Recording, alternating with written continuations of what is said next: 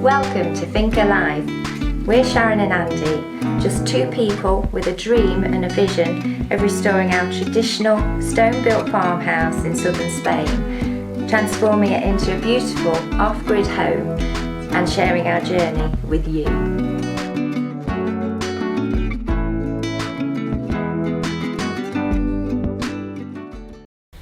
Welcome back everyone, another exciting episode on the Thinker.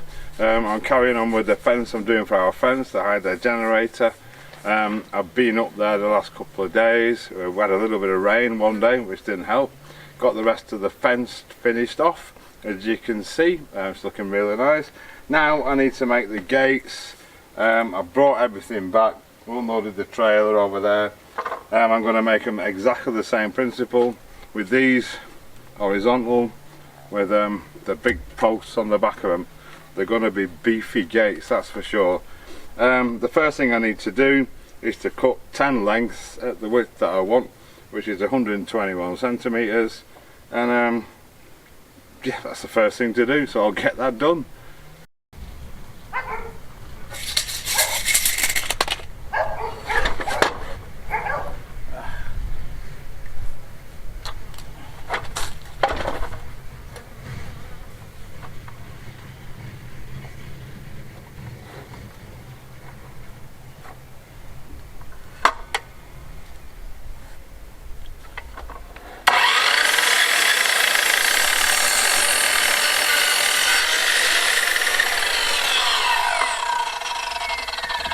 One down, 9 to go. Right, so we're done cut. I'm just going to clamp one end one to my bench. I just want to basically measure the length of the posts. So I'm just going to space them out, each one, if it moves. Do one of these, just like that. Just like I did on the fence.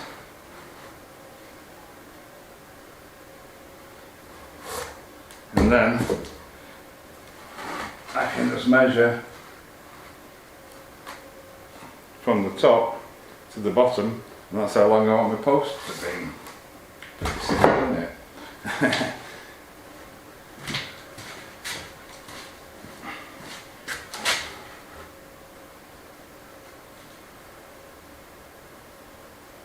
There we go. So I'm just going to measure now from there to there and cut my post to that length. Right, so there's my 4 uprights, 4 for each gate, 2 for each gate. They're going to be the same size that way, so I don't need to repeat the process. So now it's going to be in the morning now, we can look at getting these fixed together. Right, so with all my bits made, what I'm going to do, I'm just going to square my legs up on the table. One there, one there, ish. I'll use one of the boards to get the width right. So it wasn't enough. And one on the top.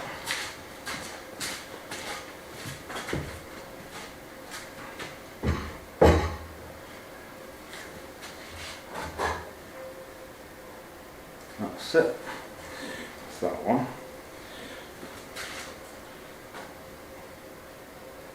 Just get them exactly where you want them, and then I'm actually gonna, I'll just fiddle about with these and get them right, so they're boring you to death.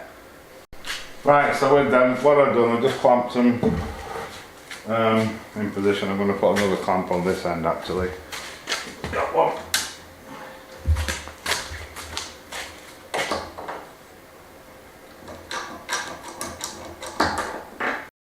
So the next thing we do, we're going to clamp to the table, is to make sure that it's square. The way we do that, we measure from this corner point there to that corner point there. The same on this side to this corner here. The measurement should be exactly the same, give or take a millimetre. So I'll do that now, and then we can carry on. Unfortunately, I'll put that clamp in there, I'll just move it. So this one is 154 centimetres. This one hopefully will be the same. Exactly. That's mainly that easy because my table's dead square. If you didn't have a square table to work to, then all you do is just move one up and down, in and out, check your widths and everything, so you get them bang on square. Because when you put it in between your two posts, you don't want a wonky gate, like a rhomboid shape, because it won't close. Right, so all I'm going to do, I'm going to put a load of glue on the thing here and on this side, drop my thing down, level it up and find a couple of screws to it, and then repeat the process going down. I know I'm going to get a million comments about not putting diagonal bracing in the thing. To be honest, you don't need it. I must have made hundreds of doors over the years and I've never put a diagonal brace in one of them. And nor as they did, it must be a fairly new thing because they never did that and they still don't do it in a lot of places. The glue and the screws will hold it square forever. Right, just remember as well, as soon as you put the glue on, it goes really, really slippy. So just give it a moment to bond a little bit and then fire some screws in it.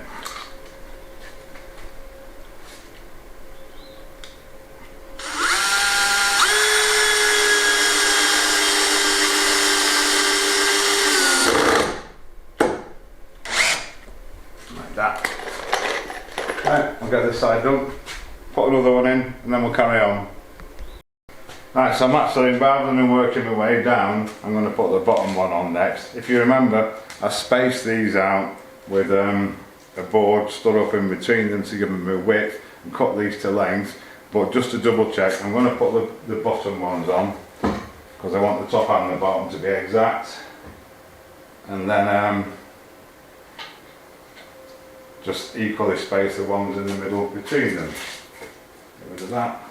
So same again, glue 2 screws in each one and we'll be away.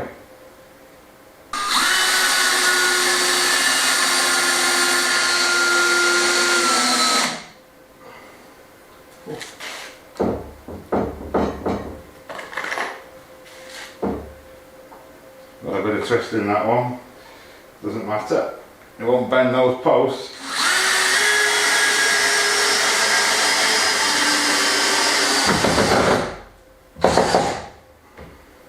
There you go, flat as you like. As long as it's flat that way as well, it'll sit beautifully on the thing, which it is.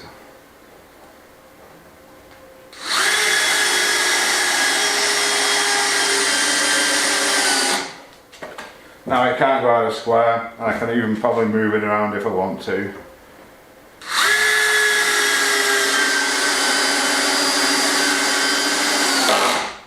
Okay, right, I'll get the other 3 in.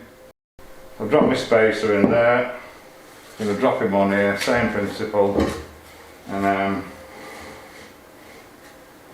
then I'm going to do the one right at the top and the middle, and I'll just sit in where it sits basically in the middle. Super.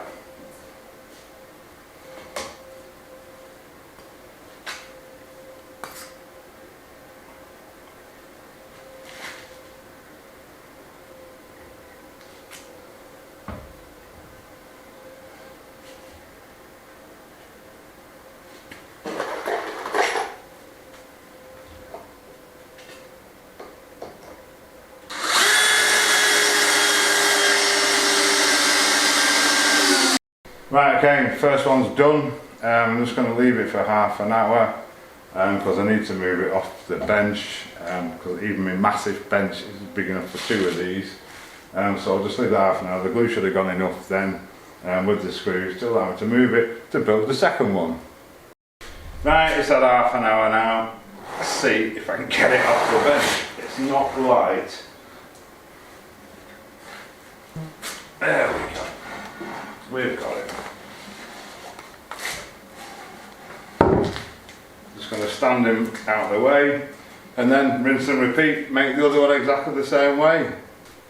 Cool, there it is, done, 2 gates done.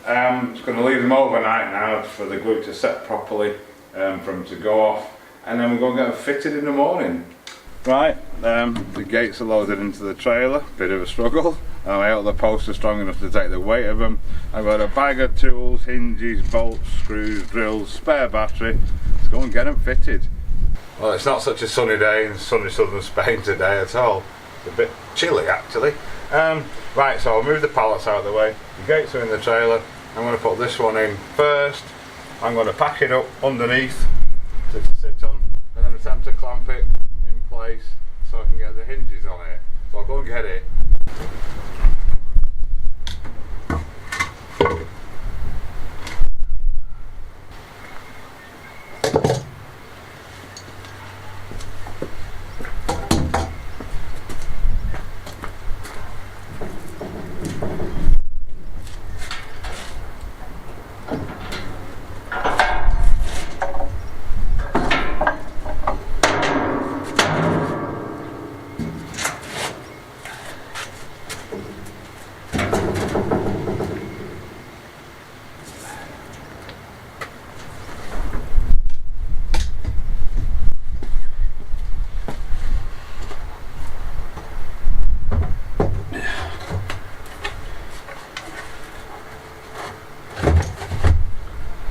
Right, so the problem sometimes we're making things off site, they're a fraction too big. I need to take a centimetre off them, that's all. Don't know them there, whether this wood's swelled a bit with a bit of rain and that. But it is what it is, it's no problem. I'm going to get the circular saw and just run down, take a bit off one side of them. The side up furthest away from the hinge, which actually make it a bit lighter as well. So plus. So I'll go and get the saw.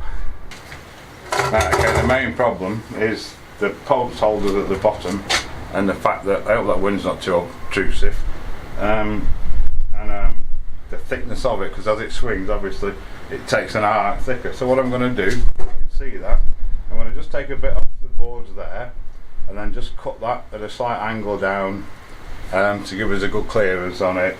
Trials and tribulations, these things are never simple. All I've done, if you can see from there, trying to keep it sheltered from the wind, is clamped a straight edge that I can run the circular saw along to trim it down a bit. Easy enough.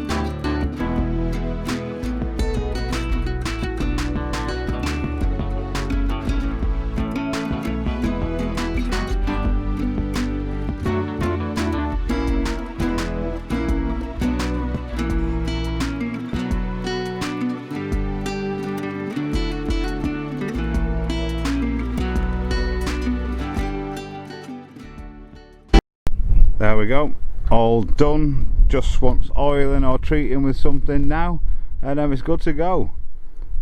Okay, so the fence is done. Absolutely brilliant. They're sorted out. Sometimes you need to help people out. It's a chilly day. I'm all jacketed up today. It was 6 degrees Celsius last night, which is 43 Fahrenheit thereabouts. Beautiful clear blue skies after a couple of cloudy days that we've had. the generator's been ticking away nicely, keeping the batteries charged when we've not had the solar. Fantastic, happy days there. It's midday temperatures, a bit cooler today, but forecast to be 20 degrees C-ish. I think that's about 72, 73, something like that. Google it. So we've got a few things coming up now. We're focusing back on working on our Finca, of course. But I've got one little job installing a wood burning stove for someone, and that's going to be coming up hopefully in the next week or two.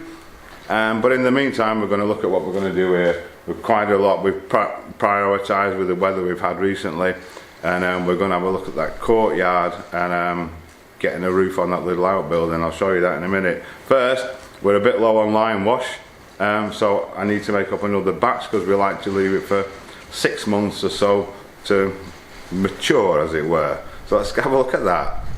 Right, so I'm in the messy side of the workshop. This is one of our lime bats, that's the other one. They sit on there, it just ticks over, it just matures as we go.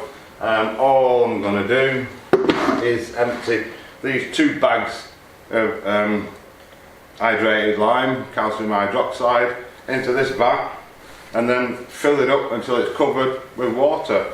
So where's my Stanley knife? I wear a dust mask for this because the dust off it is a bit horrible. Here's my Stanley knife. Get this on. Come on, Cassie.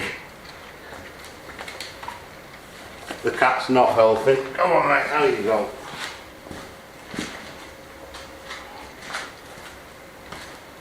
We all like to help.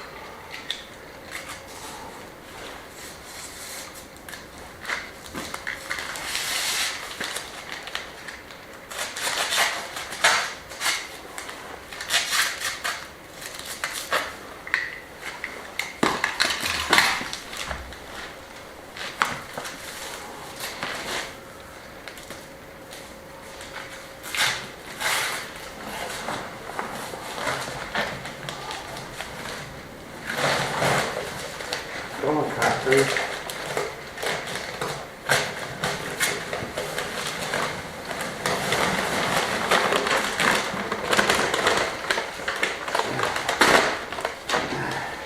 Come on. He's a nuisance. Not good for you, mate. Oh. Right, that's one. I'll get the other one in. Right, let's take it outside for the other one. Because for the health of Cassie. The trouble is they're a bit heavy to carry about. Heavy enough now, but when the water's in, even heavier. So I'm going to put it on here. Back where it is. And then have a look at it. So there's our bucket of hydrated lime. All I'm going to do now is add water to it until it's covered. Probably take about 30 litres or so from memory, so I'll get that done. I'm just going to pour it in 5 litres at a time. As you can see now, it's not dusty. If anyone's interested in more with this, we actually did a full video on lime wash, making it, etc. Ages ago. If you do a search for it, I'm sure it'll come up. So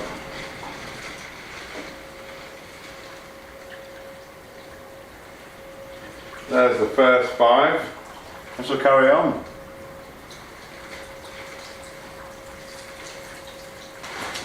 We get quite a few comments as well about lime and stuff. Yes, you're supposed to wear gloves and everything.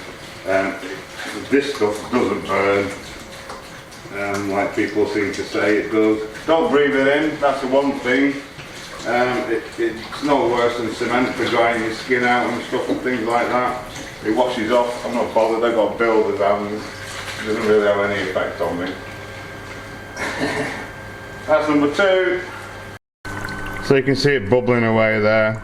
It's not having a violent reaction. It's not going to burst into flames. It's not going to explode. It's just the air coming out of it.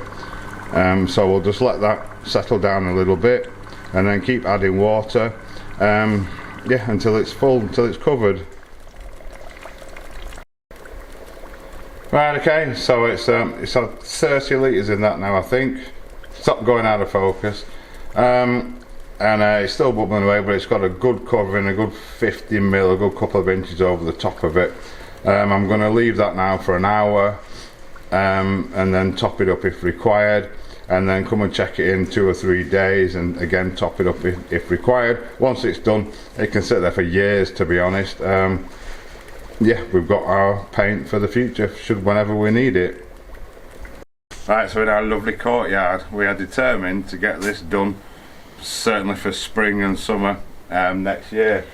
I don't know if you can see, it's quite windy, but it's quite sheltered. I don't know if you can see the tree above wafting about in the wind. This is the little room in question. We're probably going to turn it into a bar or something. We don't know yet, but initially we need, hello Jessie, Jessie's helping.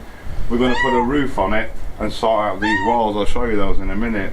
They're in a very, very poor state, so we need to get them sorted out really. How we're going to format it after that I don't know, but with our wood smoker burner barbecue there, we've got nowhere dry to keep the wood for that, because it's still nice to have barbecues in the winter here when it's a clear day and the sun's shining and it's not so windy. And we can store other stuff in it and keep it dry. But I'll show you those walls.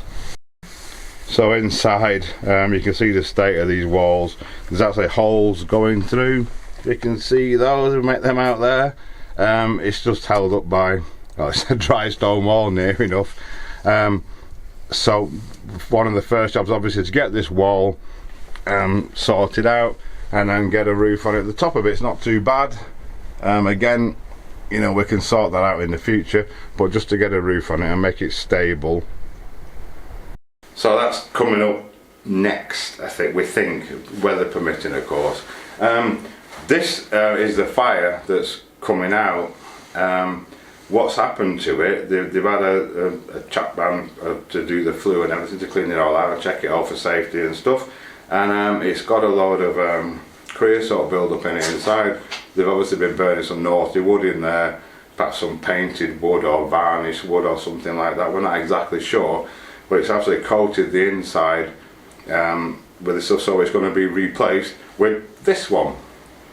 The old fire, we've actually acquired it ourselves. We're going to try and clean it up. It's quite a big fire.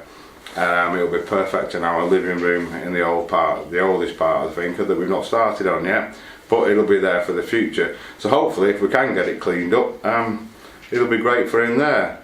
And on that note, so we'll pick it up next time with the roof, hopefully. The weather forecast isn't too bad. It's nice and cool, good temperature for working with lime outside, for doing the pointing and everything. And then we're going to crack on and get some more done on that courtyard. So yeah, and the fire installation will be coming up as well, if anyone that's interested. So yes, thank you all so much for watching. Yeah, thank you so much. Thanks to everyone that's bought us a beer. Thanks to everyone that supported the channel. Very much appreciated. We couldn't do it without you. And we'll see you on Tuesday for our How To Tuesday update.